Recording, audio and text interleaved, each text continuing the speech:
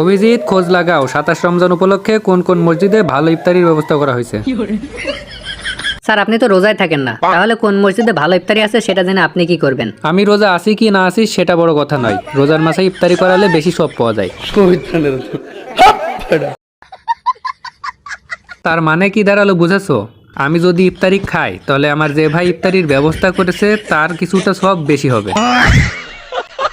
27 রমজানের ইফতারির খাওয়া বছরে একবারই পাওয়া যায়, কারণ বেশি সোয়াবের লোভে সব বড়লোক বা প্রভাবশালী লোকেরা এদিনকে ইফতারি দেয়।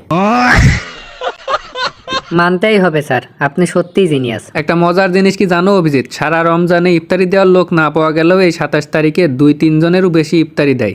ঠিক বলেছো।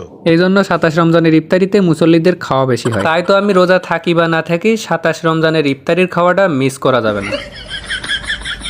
রোজা না থেকে সারাদিন খেয়ে ইফতারি করতে গেলে তো লোকজন ঠিক পেয়ে যাবে যে আপনি রোজা নেই। আরে পাগল, পাঞ্জাবি আর টুপি পরে তসবি হাতে নিয়ে মুখের এমন একটা এক্সপ্রেশন মারবো কেউ বুঝতেই পারবে না যে আমি রোজা নেই। সবার ভিতরে আমার মুখ দেখে এমন মনে হবে যে আমি একমাত্র রোজাদার যার রোজা আজ ধরে গেছে।